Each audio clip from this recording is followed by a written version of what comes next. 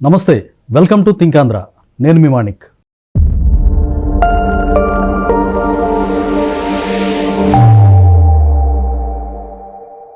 అనకాపల్లిలోని రాజయ్యపేట దగ్గర pharma company bulk drug park కూటమి ప్రభుత్వం నిర్మించి తలపెట్టింది. అయితే ప్రజారోగ్యానికి భంగం అంటూ ముఖ్యంగా మత్స్యకారులు సముద్ర జలాలు పాడైపోతాయి, అలాగే మాకు ఉపాధి అయినటువంటి మత్స్య సంపద కూడా పోతుంది అని చెప్పి ప్రజలు, మత్స్యకారులు నిరసన వ్యక్తం చేస్తున్నారు.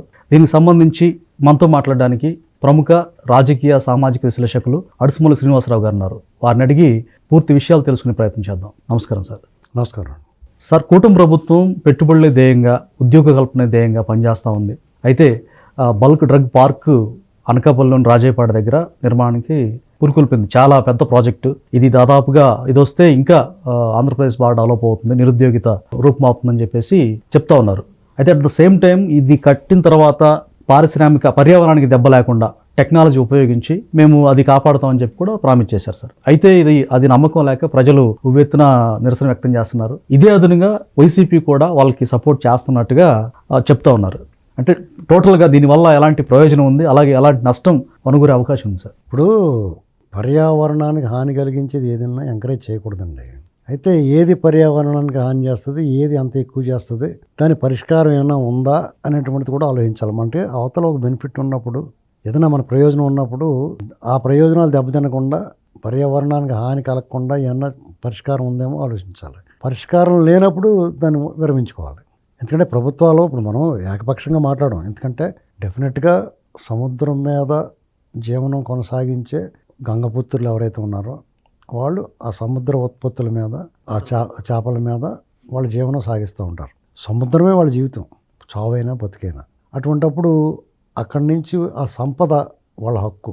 ఆ సంపద ఊరినే ఎలా కూర్చుంటే రాదు కదా, వాళ్ళు కష్టపడి తెచ్చుకోవాలి, ప్రాణాలు తెచ్చి దాన్ని బతుకుతూ ఉంటారు. వాటికి హాని కలుగుద్ది అనుకున్నప్పుడు, ఆ సంపద హరించిపోద్ది అనుకున్నప్పుడు వాళ్ళు ఆందోళన చెందడం సహజం. అది దాన్ని ఎవడైనా కానీ పరిష్కారం వైపు నిలవాలి. అంతేగాని వాళ్ళు అందరం ఎక్కేయడానికి బీసీవై పార్టీ వాళ్ళు ఇవి కొత్త భిక్షగాళ్ళలాగా ఉన్నాడు. అతను పొంగునూరులో మాత్రం ముడ్డి ఎత్తి పరిగెట్టాడు గోసు వదిలేసి. ఎందుకని సార్? అంటే అలాగే రచ్చ జరిగింది కదా, ఫుల్ ఓవర్ యాక్షన్ చేస్తాడు. మాకు ఎంత బలం ఉంది, అంత బలం ఉంది ఉంటాడు. అక్కడ ఏమైంది, డిపాజిట్ రాలేదు. పొంగునూరు పెద్దిరెడ్డి అంటే పైన కింద తడిసిపోద్ది. ఎక్కడికో వచ్చి మాత్రం ఆ విగ్రహాలు పెట్టద్దు, అవి పెట్టద్దు, ఇవి పెట్టద్దు అని చెప్తూ ఉంటాడు. వీళ్ళందరూ ఏంటంటే రాజకీయాల్లో కథ డబ్బులు ఏదో రూపంలో ఎవడో ఒకరిది వీళ్ళ దగ్గర ఉంటుంది. జయలలిత డబ్బులు ఈయన దగ్గర ఉన్నాయని అంటున్నారు. మరి నిజం ఉంటుందో తెలీదు. సడన్గా ఒక 4-5 ఏళ్ళ నుంచి అతను కనపడుతున్నాడు. అంతకుముందు ఏమైపోతే తెలదు, ఎక్కడ ఉన్నాడో తెలియదు. ఒక 4-5 ఏళ్ళ నుంచే కదా అతని పేరు వినపడుతుంది. వీళ్ళందరూ సడన్గా పుట్టుకొచ్చిన తర్వాత ఆ డబ్బులతోటి అడావుడి చేసి, మొబైలైజ్ చేసి, ఊరేగింపులు, ఆ డబ్బుల కోసం కొంతమంది తిరుగుతారు. ప్రతి ఒక్కరికి ఏదో కులం ఉంటుంది కదా, నీకు, నాకు, ఆయనకి, ఇంకొకరికి, అందరికీ కులం ఉంటుంది. అదే ఐడెంటిటీ, ఆధార్ కార్డు, దాన్ని పట్టుకుని ట్రై చేస్తారు. వాళ్ళే నమ్మట్లేదు ఆయన్ని, తన సొంత సామాజిక వర్గం. ఎందుకు నమ్ముతారు? వాళ్ళ క్రెడిబిలిటీ ఉండాలంటే అందుకునే ఎక్కువ కులాన్ని నమ్ముకుంటే పని జరగదు ఎవరికన్నా. ప్రజల్లో మంచి పేరు రావాలంటే మంచివాడు అయి ఉండాలి ఫస్ట్. కనీసం మంచిగానే నటించాలి, మంచి పనులన్నా చేయాలి, ప్రజల కోసం, పేరు కోసమైనా.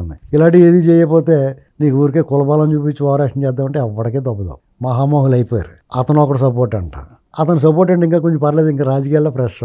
బందిపోటు దొంగ, దండుపాళ్ళెం బ్యాచ్, ఆలీబాబా 40 దొంగలు, బాగ్దాద్ గజ దొంగ, దొంగలకే దొంగ, దొంగలను మించిన దొంగ, దొంగలు బాబోయే దొంగలు, ఈ బ్యాచ్ అంతా వచ్చి సపోర్ట్ చేస్తుందంటే ఎవరు నమ్ముతాడండి? అక్కడ నిజమే ఆ సమస్య, నిజంగా సమస్య ఉన్నా కానీ వీళ్ళ ముఖం చూస్తే వీళ్ళకి సపోర్ట్గా ఎవరు రారు. నువ్వు వీళ్ళకి నిజంగా మేలు చేయాలనుకుంటే నువ్వు దూరంగా ఉండాలి.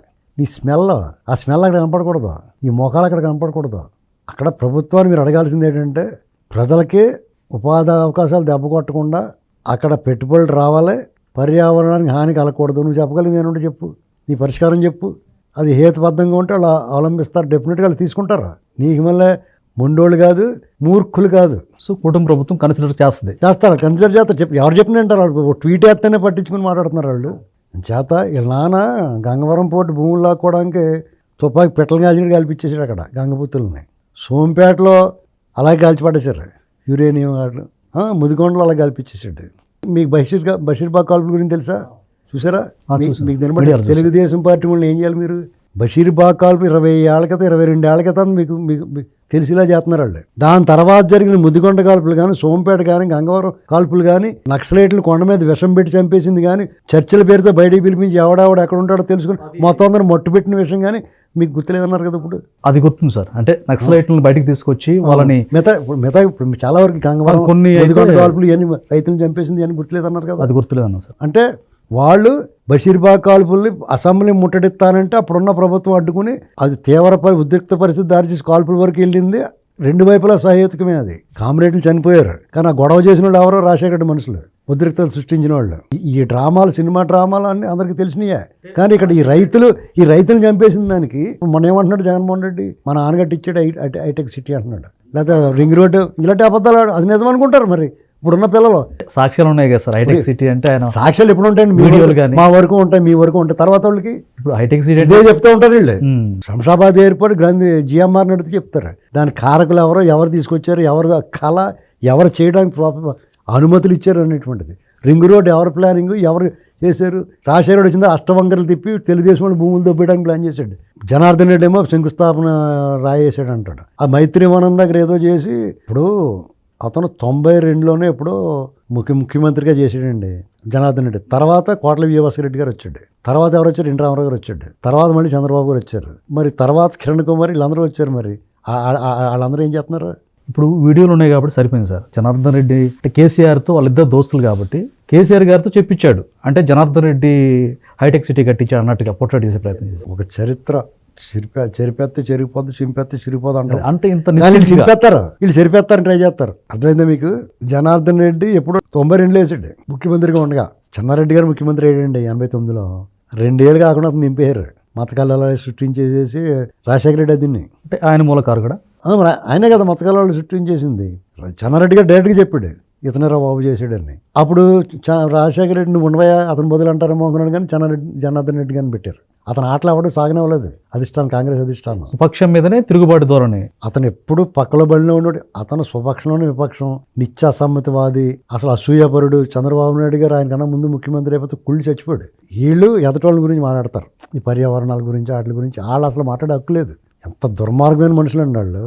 అసలు అనంతపురం జిల్లాలో ఐరన్ ఓర్ తప్పుకుని వెళ్ళిపోయారు కదా, ఓబులాపురం ఉంది. అక్కడ కొండలు తవ్విచ్చేసి ఒక గుడి కూడా లేపేశారు. అది పర్యావరణానికి దెబ్బ కదా. అసలు ఆ విషయం తీసుకొస్తే వాళ్ళకి నైతిక హక్కు లేదనుకో. ఇక్కడ మన ఋషికొండ ఎన్జిటి అబ్జెక్షన్ పెట్టినా అక్కడ ఆపమన్నా కానీ గ్రీన్ మ్యాట్ వేసి చూపించారు వాళ్ళకి. అందుకనే అంటాను నేను, దొంగోళ్ళు పోలీసులు పనులు కలవ చేసుకోకూడదు, నోరు మూసి కూర్చోవాలంటాను నేను. చేత అందులో నష్టం ఉంటే డెఫినెట్గా ప్రభుత్వం ఆలోచించాలి. వాళ్ళు ఇప్పటికే ఎవడన్నా చెప్తే దీన్ని పర్యావరణానికి పాడు కాకుండా, కలుషితం అవ్వకుండా మేము పరిష్కార మార్గం చూసి వేరే మార్గాలు అన్వేషిస్తామని చెప్తున్నారు. ఆ అవకాశం వాళ్ళకి ఇవ్వాలి. అటు అవ్వ కావాలి, బొవ్వ కావాలని అడగాలి. మనం ఏం అడగాలని, నువ్వు మొత్తాన్ని పెట్టడం అనే ఎత్తేని కమ్యూనిస్టులు మాట్లాడినట్టు మాట్లాడకూడదు. నువ్వు ఉద్యోగాలు కల్పించాలా, అక్కడ ఇండస్ట్రీ పెట్టాలా, ఇక్కడ పర్యావరణం దెబ్బతినకూడదు. మాకు అవ్వ కావాలి, బొవ్వ కావాలి అని 2 అడగాలి. ప్రజారోగ్యం కావాలి, అభివృద్ధి జరగాలి. అంతేగాని నువ్వు అది పెట్టడం మానే అంటే మనసేమో అంటారు. అంతే. ఎవరికి నష్టం? వీడిదేం పోద్దే, వీడి ఇంటికి పోయి కూర్చుంటాడు, లండన్ పోతాడు, దీవి పెట్టేసుకుంటాడు, ఆ బీచ్లో కుర్చీలో పడుకుని కొబ్బరికాయ నీళ్ళు తాగుతూ కూర్చుంటాడు. మనం గిర్రోళ్ళ చూస్తాడు ఇలా. Thank you sir.